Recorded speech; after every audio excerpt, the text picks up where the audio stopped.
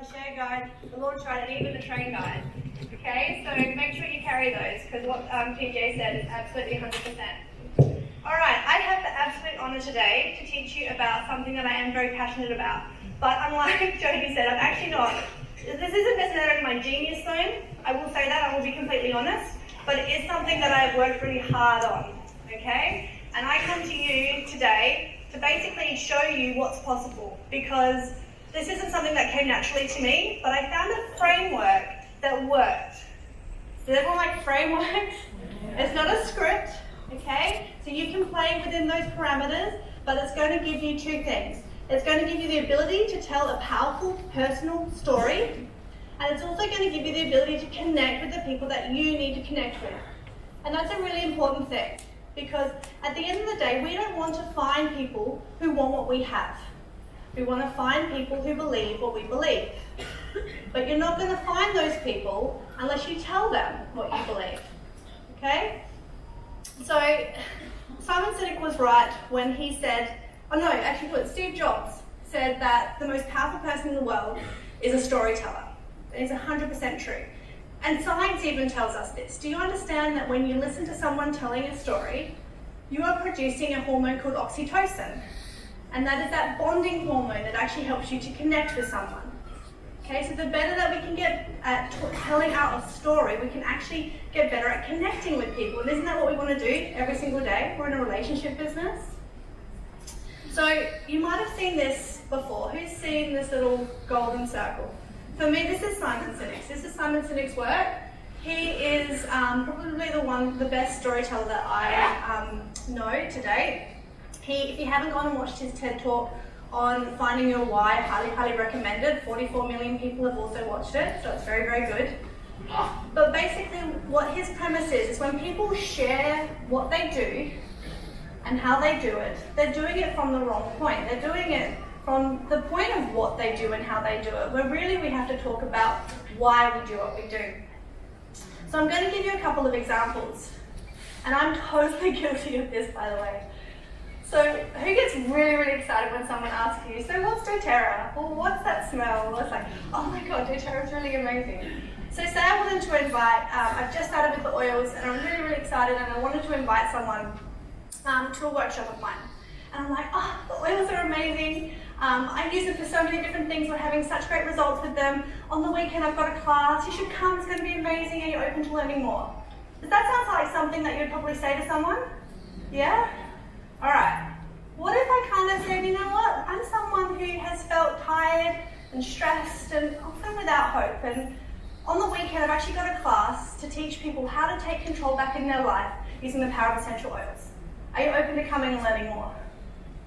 Yeah. Does that sound different? What more importantly, does that feel different? Do you feel that? Another option, because I'm a mum. Who's a mum? Who's got little kitties? Beautiful. Okay, so I use the oils a lot with my children, and a lot of people I try and attract in my business are mums too, because we attract who we are, right? So I often just tell my story because that's how I use my oils and that's who I feel I can help. So I might say, oh, I love these oils, I use them on my kids all the time, we diffuse them at bedtime, I can finally get some sleep, you know, all of these kind of things. I've actually got a class on the weekend. You should come, it's going to be lots of fun and you're open to learning more. It's something that we so naturally say, isn't it? Because we know what we do, okay? But what if I said, I am a mother who has felt the pain and I've had my heart broken seeing my child in discomfort and not being able to help them. But on the weekend, I'm hosting a class teaching mums how to support their family with natural health solutions. Are you open to coming and learning more? Okay, so I'm talking about who I am. Now, why do stories start like this? Once upon a time. It's because we have to go back to the beginning of things, don't we? And this is really, really important for a few reasons. People don't care how much you know until they know how much you care. And if you're not willing to go back and sit with them where they are right now, then they're not ready to come with you on the journey. And this is going to be a little bit more with this. Who's kind of been in this fork of the road? Can you kind of see that behind the banner? Not really. So this is kind of two paths coming down to one point. And I want you to picture yourself standing right here at these two forks. Every single one of you in this room has been at this point, because this is the point where you decided to pull out your credit card, fill in that enrollment form, and decide to join doTERRA. And this is the point where you have to share your story from. This is where it all began for you. This is your once upon a time. Who were you at this one junction? Now, for some people, everyone's going to be different, okay? This is a beautiful thing. Some people are going to be on this rabbit roaring kind of in the forest, and then all of a sudden someone shows you this beautiful path. You're like, oh, finally, where have you been all my life? Okay, it's really, really obvious. For other people, they're going to be on the mainstream path, completely oblivious to anything else, and you're showing this little rabbit roaring into the forest like, you want me to go down there? Okay, so just picture yourself who you were at this point. Now, the one thing I will say is that maybe you didn't have a bad situation, like Eric said.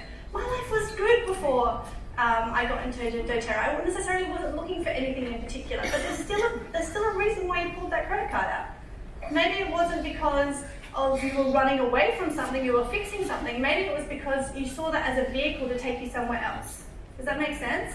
Whatever it is, you can share that. Now, I want you to close your eyes right now, and I want you to put your hand up if you can remember the very first time you smelled a doTERRA essential oil. Now open your eyes and see every single person's got their hand up. Isn't that amazing? We remember this moment. We know how powerful the action of smelling something and how quickly that resonates into our memory. But this was a point in time for you, and it meant something. It meant something to you. What did it mean to you? Okay, we have to go back to these points. Now, this is just theoretical stuff. I'm going to give you the framework now, okay? And it's a bridge. What's a bridge got to do with storytelling? Well, quite a lot, actually. And this is not my theory. This is actually a theory I got from someone called Russell Brunson. And he calls it the Epiphany Bridge. And it was like a light bulb moment for me. Because I realized that I was talking to people from over this side of the bridge. I was talking to people, I'd already gone down the path and like, the oils are amazing. You know what I mean? But I'm trying to talk to people who are over there. They haven't had the epiphany yet, they haven't seen the light yet, and they don't know, or maybe the trust hasn't been built. Now, we know people who trust us to walk over the bridge, don't we? Our family, our friends, you know. We have those people who we already have that trust. But storytelling, you're going to be called to tell your story all throughout your journey, for years to come, okay? So it's not just about the people immediately, this is going to last for a really long time. And this is the framework. So 50% of your story is actually going to be backdating, okay? This is going to be the muck. This is where you're going to have to really kind of get a little bit down in the dirt and really reflect on who you were before doTERRA. I want you to think about your financial situation, your emotional situation, your family situation, your health situation. Okay, think about all of these different things when you're in this point. Now, this is not a half an hour seminar on telling your story. It's not a biography that you're writing. This is literally going to be something that you can talk about in 60 or 1 to 2 minutes, let's say. And this might be 1 minute of that. And this is something that you can use if you've literally started a week ago, the framework's the same, or if you've been doing it for years. From there, you're going to shed some hope. And this is where we can get excited. Okay, so it's not all in the down the dumps. We're not always going to be the woe me or the old side. But the reason is because we want to connect with people in that space because that's where they are. And then we start to bring them hope. This is where we talk about when we first smelt those oils. Okay, this is when we talk about what experiences we initially had with the oils. What you thought, were you a skeptic? Who was a skeptic? Yeah, I love skeptics. They become the most loyal. You know what I mean? Because they just didn't believe, and now they do. So tell that story. Don't shy away from it. And then finally, your belief. This is where you can cast a vision for someone. We understand how powerful belief is in this journey, and I love the belief pyramid that has been handed down, I think, through the Goddards and Share Success. But it's a wonderful foundation that we build on. So we constantly are building our belief in this business, our belief in the product to start with, belief within ourselves, with the belief within the business opportunity, belief in others and our team, belief in our legacy. I've got 10 minutes left. Thanks, Steph. All right. Do you understand where I'm going here? Okay, so the reason why I actually feel this last little bit, even though it's only 25% of your time and you might only spend 30 seconds on this or 15 seconds on this, it's literally just going to be a one-liner. But this can be the one thing that brings people along on the ride with you. The reason for that is we don't want to find people who want what we have. We want to find people who believe what we believe. And there's also, I love this quote by Justin Harrison. Hope is the reason people join doTERRA. Hope is hope for solutions and hope for a better life. But belief is the reason they stay. Believe that doTERRA is not just a company, but a cause. Yeah, good, huh? And we can even scrap out doTERRA. Belief that you are just not trying to sell them essential oils. Belief that you actually are doing this for a reason that is deeper than that you're actually going somewhere. And we actually do this all the time. Like all those people you're following on social media, or you read their memoirs and all of those kind of things, yeah? We do that, don't we? So, when we want to find out about someone, we don't go read their CV, do we? We go find their biography or their journals or their memoirs. We want to get to know their story. And that's why you need to also share your story. I love this quote too. So if you knew me based on who I was a year ago, you don't know me at all. My growth game is strong. Let me reintroduce myself. Now, I could even scrub out year and say week. Sometimes I always stress about doing these PowerPoint presentations before convention because my life changes. And it's like, I don't want to talk about that anymore. I want to talk about this. So sometimes we have to reintroduce ourselves constantly. So sometimes we start telling our story and then we stop because we feel like people have heard it before. But you've changed. And the people that you're talking to might not have heard that story before. So we have to continue to remember that we have to keep telling our story. Now, there is one thing that we can't do this without. And that is vulnerability. Now, who's followed Brené Brown's work at all? Yeah, it's beautiful, right? So, what makes you vulnerable makes you beautiful, is what it's saying that she has. And there is no vulnerability without courage. She has all of these beautiful quotes, which I have up all over my digital vision boards and things like that. I use these as reminders every single day to keep my heart open. Because vulnerability is all about opening your heart. And sometimes we can have this. Has anyone put a post out there and gone, oh no, I shouldn't have done that. Now, do you know how to avoid this? Yeah? Because this actually shouldn't exist, to be completely honest. And there's a beautiful woman called Glendon Doyle Melton. She's the author of Love Warrior. I was watching one of her videos the other day and she kind of said, because she's an author, and she goes, once you release art out into the world, it's not yours anymore. And the problem is that people quit. It's not because they're not storytellers, they're not artists, you're not beautiful people that want to share doTERRA, it's because you're not a babysitter. Most people, when they release something out into the world, they write something that's really hot and heavy on their heart, and then they go follow it around. And they go reply to everyone's comments, and make sure everyone's understanding it, make sure everyone agrees with them, and if they don't, it's like, oh, it's the worst thing in the world. Can anyone relate to that? They go and check all the comments, and are they getting it? Does it mean something to them too? Don't. Stop. I love it when I write something, and I just drop my phone. If that's all I've done for the day, I'm good. And I can literally just call it a day. Like if you can get to the point where you can have something come in and you put your art out into the world, your story, your voice, whatever that is, that's you, and you can call it a day, then you know you're coming from that vulnerability space. And you don't have to have a hangover from it. The only time this will happen is when something's really raw and you're doing it without any context. So remember, even when you're vulnerable, you still have to have the start of that situation. You still have to come out of it and give people hope and some kind of finish for people as well, even in those vulnerable stories. You can't just drop them in the mud of something that's terrible that's happened and then just walk away, because then you go, oh my God, I shouldn't have said that. because you left people in there, and then what are they going to do? Because they're reading it, they're in that story with you. So this is an example. I did a video, I think it was end of last year, and I was literally just walking out of the supermarket, and something was really heavy on my heart, and I wanted to share it. And I didn't know how it was going to come out, so I didn't go live, because I normally live stories. So I recorded it. I sat in my car, I put my phone on my steering wheel, and I just did a video and recorded it. And I wasn't necessarily crying at the beginning, but obviously when things come out, then the emotions can't follow it, yeah. And it was really, really beautiful. I spoke for a few minutes, I don't know how long it was. It was literally, that was 2 minutes, so I probably spoke for about 6 minutes. And I kind of worked my way through it, I kind of came out of it. It was a bit of a call to action. And I posted it. I was really proud of it, and I posted it. I actually posted it twice, because I thought the first upload didn't work.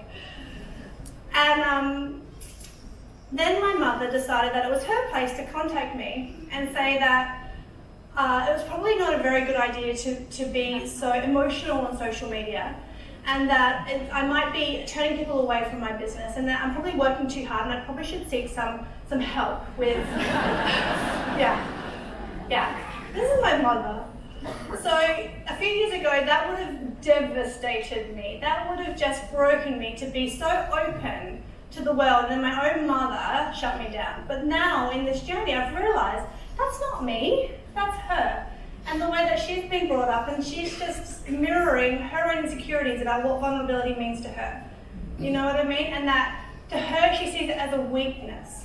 But for me, I see it as a strength. And if she rewatched it without those filtered glasses, she would have seen that for herself. But that's not my job. I can't go babysit how everyone is going to listen to my stories. But the cool thing is that I actually reintroduced myself to my mum at that point in time. Because maybe she just didn't quite get who I had become on this journey. And so we get the opportunity to do that every single day. Now, 8,000 people collectively have watched those 2 videos that I uploaded, and it had been shared over 40 times, I think. So, clearly it resonated with enough people. But even if I got one person say, thank you so much, and I actually did. The next day, I had someone pop up in my back office, someone I didn't know. And you probably think out there, all the blue diamonds and presidential diamonds, they just get all of these online enrollments, and people just find them, and everything's magical, and it's just not. I love one-to-one. I love meeting people and connecting the old-fashioned way. So this was really unique for me. So I called her up and go, how did you find me? And she said, I saw your video. I'm like, oh, which one? She goes, the one you in the car. I'm like, oh. Okay. She's like, no. I was watching it, and I just started bursting out and crying with you. And I just felt what you felt, and I knew that you were the person I had to join doTERRA with. And she'd been following a lot of people in doTERRA, but at that point in time, she believed what I believed. Yeah? She believed what I believed, and she just felt compelled to join us on this journey. So thank you for that. Now, we all have stories within us, but I want you to know, what stories do you have on the inside that you need to share with you on the outside? Think about that. I know you're all thinking right now, I don't want to go there. I don't want to go there. I don't want to tell that about myself. I don't want to be that yet. And that's okay. That's okay. Share what you feel comfortable, but just know you're going to have to get there at some point. You're going to have to be you, and you're going to have to peel all these onion layers away. And can I just get a time check on how much time we have? 2 more minutes, 1 more minute. Okay, I'll finish up. All right. Once upon a time, there was a mum who felt tired, stressed, and without hope. Her heart would break seeing her baby crying in pain and with nowhere to help. Once upon a time, there was a woman who all she wanted to do was make everyone happy, and in the meantime, she just made herself miserable. Once upon a time, there was a man who felt numb on the inside. He would struggle to wake up in the morning. He would overcompensate with stimulants and pretend that everything was fine, but it wasn't. Once upon a time, there was a nurse, and all she wanted to do was help people to feel well, and all she kind of felt like she was doing was helping people to not be sick, and she felt like she was a system that was broken. Once upon a time, there was a teacher who all she saw was more children with attention issues and allergies, and it was breaking her heart.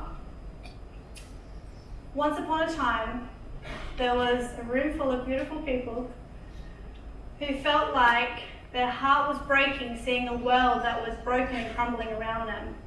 But they felt inspired by a vehicle that they could use to change the world. Mwah. Thank you, everyone.